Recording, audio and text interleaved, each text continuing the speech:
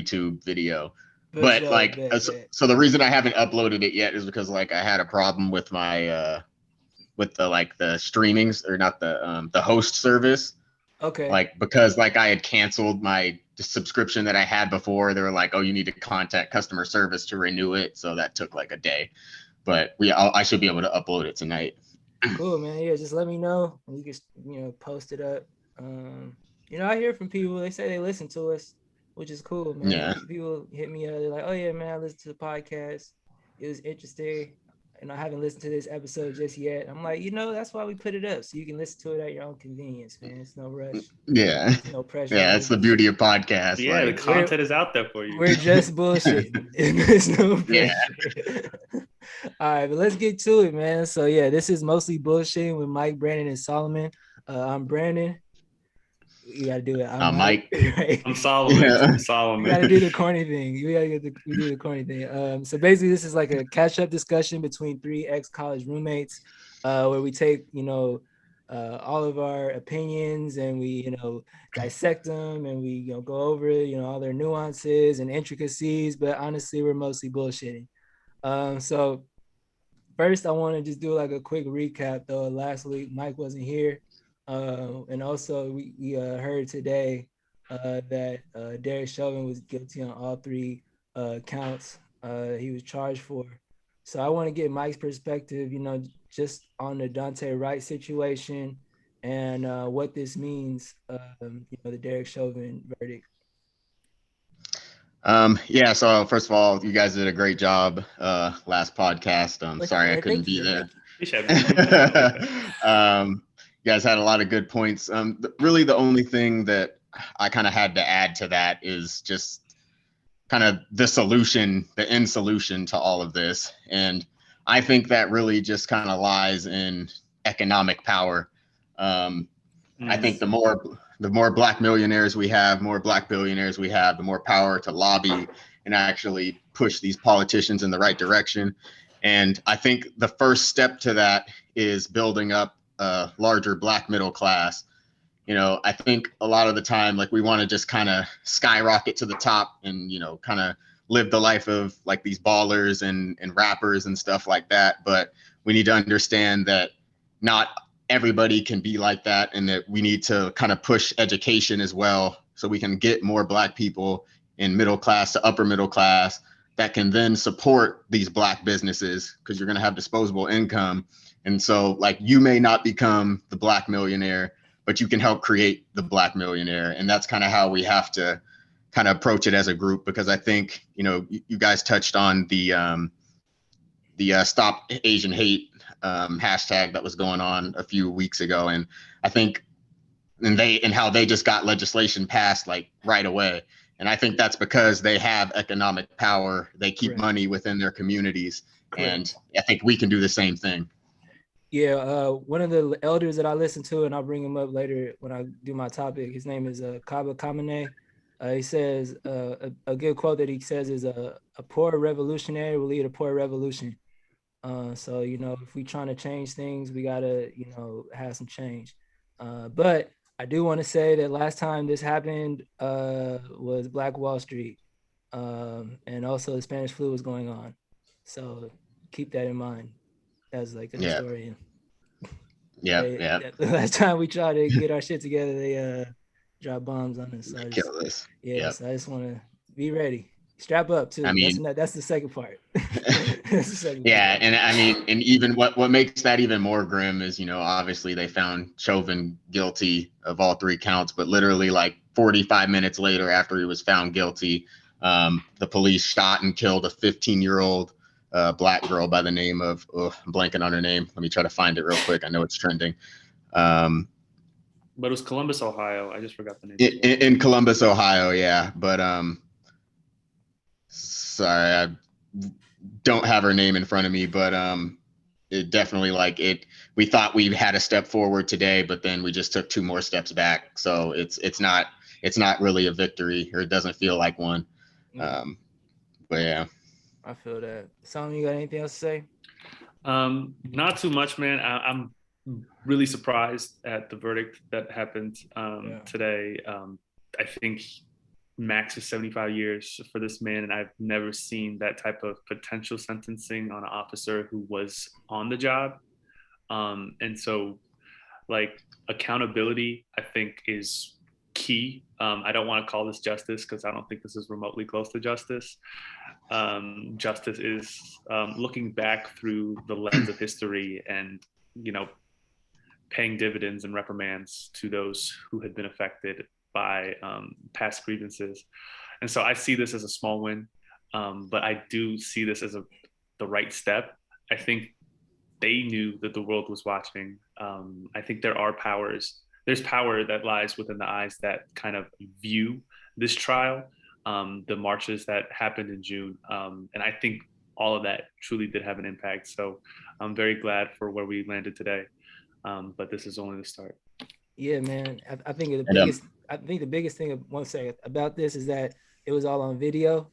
So keep your phones out when you see some bullshit going on with the cops, because that was the big part of why this dude got convicted. Because in the past, it would just been their word against ours. So make sure you document all of this shit, because that's our that works. Obviously, it's working. Yep. And then I just wanted to touch on her name's Makia Bryant is her name. Makia Bryant. Just yeah. Keep that in mind, man. We'll stay up on that. Mm-hmm. So yeah, let's get into our topics though. So Mike, you start with your topic. I see what you're gonna bring up. So let's get into it, man. Well, I mean, I heard you talking shit last week while I wasn't here. And actually, Brandon, like I've come with a compromise. Okay. Bring up the topic first. Bring up the topic. Okay. So first of all, this is a 8-year debate that has been going on between Brandon and I about who is the better point guard between Chris Paul and Rajon Rondo. I've always been on the Chris Paul side. Brandon has been on the Rondo side, and neither of us have been able to gain headway on the other as to swaying the opinion. And so that's kind of where we're starting this. So I thought I'd try to change it up and come to Brandon with a potential compromise to see if he'll go for it. And it doesn't necessarily mean I 100% agree with this compromise. I'm just bringing it up for discussion purposes. And in this discussion, I'm willing to give to Brandon that Rondo is a better point guard than Chris Paul, but Chris Paul is the better player. Okay, I see where you're coming from, Mike. I see where he's coming from in the sense that he is actually trying to compromise. And I'm going to talk as the person who's been the mediator, the person who is literally. I'm not even going to talk. I'm not even going to talk. As long as he said that Rondo is a better point guard, we can start there. Yeah, absolutely. But I think I know what he's trying to say. I'm going to try to decipher it so you don't see it as, I don't know, it's team game. Team game. Yeah, it's definitely a team game. I think that's where he's coming from. So Rondo makes his team better. While Chris Paul does make his team better, I think there is no doubt about it. I think he makes his team better to an extent. I think he still is a very ball dominant point guard. Rondo's limitless. Is that what you're saying?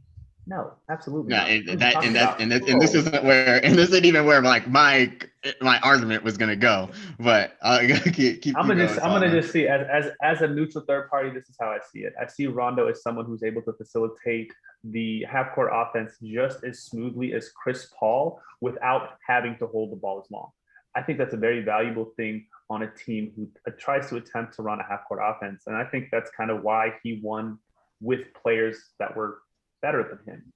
I think it would be harder for Chris Paul to win on a team with players that are better than him because he demands the ball so much more. So when you have James, all right, Brandon, go ahead. You can cut me off, but I just wanted to bring up one thing with James Harden. I'm gonna take notes next time. James Harden had to run the point guard because he made his team better at the point.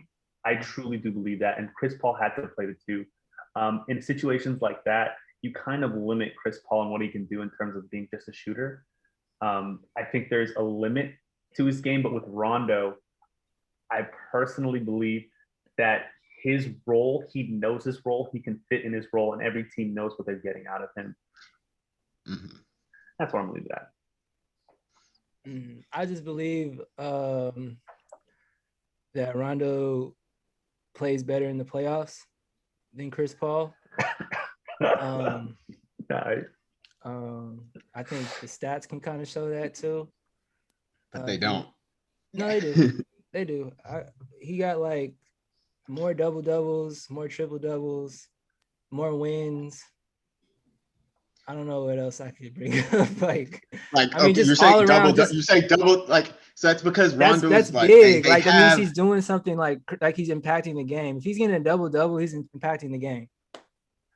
All right, but then you were talking shit on Russ last week for averaging a triple double. Like, I was not talking shit on Russ. I'm just saying that just because you have high assists, that doesn't mean you're not a ball hog. You're saying that because Chris Paul has high assists, he's not a ball hog. I'm like, no, it's because he has high assists because he demands a lot of attention, and that's the difference between Chris Paul and Rondo. Yeah.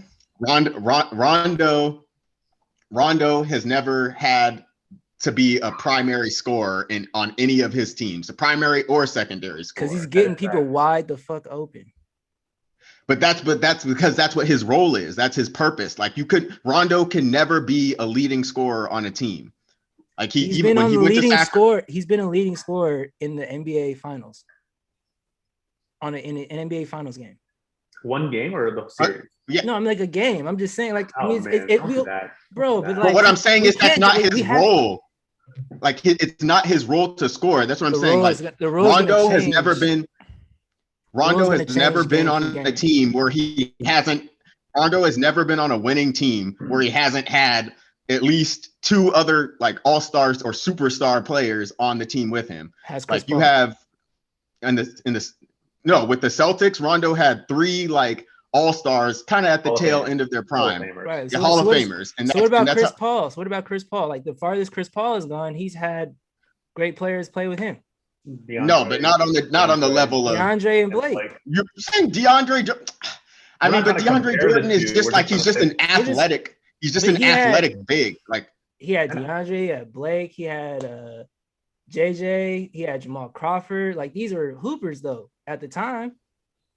We do know that was the Clippers were the scariest team in that era. Scary as hell. But their offense was so basic. The Rockets were scary as hell because of Chris Paul. That's what I'm saying. The offense was basic because it was Chris Paul. Cross. No, that's because of fucking Doc Rivers. Because of fucking Doc Rivers. Like that's literally all they could do. Their entire offense was screen and offense. Is Philly's offense basic? Is Philly's offense basic? Absolutely. Well, that's because he changed his fucking strategy with Philly. Like he has a different team, but like with Doc Rivers, like he limited the Clippers to be a pure just lob threat team. Like that's pretty much all you needed to be afraid of with the Clippers was DeAndre setting a screen. I got it, bro. They had shooters. Yeah, but like I'm saying is that the Clippers offense was all it was. It didn't really have much movement when Doc Rivers was the coach with that team. But that's how most teams are playing though. The Warriors changed all that. Like that motion offense shit, that's Warriors basketball. And the Spurs. You're right. Because you're right. Steve Kerr stole from Greg Popovich. You're totally right about that, Mike. You're 100% on that. Did he really steal it if he was a player on that team? I mean, it's nothing wrong with steal. Steal all the time, bro. What the fuck? He used it. Yeah. But yeah, man. But obviously, we're not going to gain any headway on this. I tried to compromise. You know what? And I accept Rondo being the better point guard because, and you could be like he's a better player because he's taking up all the possessions and he can hit a fadeaway at the elbow. That's not even it. I'm talking about purely from a role standpoint. Chris Paul has always had to be either the primary or secondary scorer on his team, also while being the primary facilitator. Rondo's role has always been to be the primary facilitator, and that's it. He has never had to worry about he's been able to score, but that's because he's surrounded by people that are walking buckets. Like fucking. So is Chris Paul. Like Blake was great, but he's. Blake Griffin wasn't a walking bucket. He wasn't like a Paul George or Kawhi that could just like score. That just like walking bucket, bro. He was for sure a walking bucket. But like he was a walking bucket in the aspect that he was just big and athletic. He wasn't like Kawhi or Paul George who could just like hit step back threes, or like a Paul Pierce or Ray Allen that are just like knockdown shooters. Like it was like game. He was a post player. We still can't deny that Blake was in that era, player, bro. He was a great. He could turn his shoulder, and there's nothing you can do. He was an undeniable all-star. Was he all-star starter? Yeah, bro. He could turn his shoulder, and there was nothing you can do. He was just bigger than you. Dude, that mix. But that's just one other scorer though that's on the team with him. Like that's so like it's Chris Paul is still the second, but Chris Paul is still the secondary scorer in that team. Do you agree? Yeah, that's fine. He's still the secondary scorer. I would agree with you there, Mike. I can agree with that. When has Rondo ever been at least the fucking the treasury scorer? You're when has Rondo ever been? I don't even know. I would say never. Probably, no, you could say that actually. I don't know. Not in Boston when it was Paul Pierce, Ray Allen, KG. Maybe when he was on the Pelicans when they swept Dame. The Pelicans when they. Ooh, yeah, that was a great series. It was the him, Drew Holiday, and AD. Man, because they were the 6th seed. Okay. Dame and CJ were the 3 seed, bro. Man, that was supposed to be a series, and it was not. And they swept them. It was not a series. But I think a lot of it was due to Drew Holiday's defense, and I think that was brought to light that series. I don't think Chris Paul decides he wants to play like that. I think if Chris Paul was more of a facilitator, he would be better. Yeah, he just passed Magic Johnson for all-time assists. You can't just not call him. I'm not. That's what I'm saying. And like Phoenix is nice now too. Like they're one of the best teams. Chris Paul to me is a crazy ball handler, but I don't think he's like that great of a facilitator of an offense, getting people open shots. I don't think he's extremely consistent. I mean, you don't you don't get 10 assists a game by not getting people open shots. Is what I'm saying. You can get 10 assists a game just by dribbling the F out of the ball until somebody commits, until somebody leaves their man, and you just catch it. I still think we have a point to prove here in saying that Chris Paul has been way more consistent than Rondo throughout his career. I think we should establish. No, that's not what I'm saying. You're back to the players. What about the playoffs? You're trying to beat around the bush. I'm trying to say something, and I want you to confirm this with me. Throughout his NBA career, Chris Paul has been a more consistent player than Rajon Rondo. Consistent. Which is the reason. You're talking about scoring, though. I'm talking about winning games. So yes, he has accolades to score. I'm talking about who's winning more games. The game of basketball, in terms of, we're talking about individuals right now. I know. Like when we're talking about wins, it does become a team thing. But when we're talking about like an individual, I'm talking about him on the team. He's a better player when he's playing with great players. He's better when he's playing with great players. When he's playing with not so great players, he's better when he's not playing with not so great players. What was he like on the? What was he like on the Kings? He disappeared for seasons. He disappeared. He disappeared for a while. He had to get some of those 1-year contracts, like the same shit that Derrick Rose was on, just to like prove. It's different priorities, bro. It's just different priorities. But we can talk about this a long we can talk about this for 4 some people worry about wins, some people worry about stats. I don't know. But let's go to let's go to my topic. So I want to talk about the pyramids that were flying in the sky recently. So the Pentagon just confirmed this video that came out, and it's like a super high def video where there's like pyramids flying in the sky. And they said like, yeah, that's a UFO. We don't know what the fuck it is. So yeah, they exist, I guess. Right. So didn't they confirm that a lot? They confirmed it like last week, I think, that like there's like these pyramids in 2019. This is like some shit from 2019 that they have to declassify because of the COVID bill, which is interesting. That was like something that was written to the stimulus that they have to declassify like hella like UFO documents or like sightings and shit. So this is like part of that rollout from like 2019. And there's like some other ones. There's like a picture of like a blimp or something. But this video is crazy. Where was it found, by the way? Oh man, let me look it up. I'm trying to look it up too. Yeah.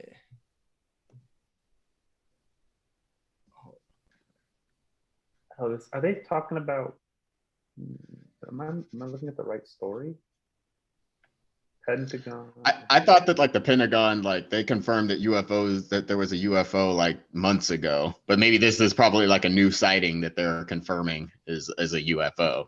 Yeah, it's like the Navy reported it in 2019.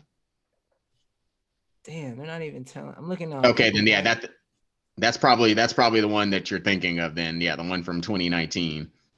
There's been the one that I'm thinking of. There's been a couple. There was one where these fighter pilots saw something come out of the water, and it was just moving hella fast. It was like another video, and it looked like a little tic tac or something, but it was just zooming, going hella fast, like faster than like the fighter jets. Oh, here it is, 3 days ago.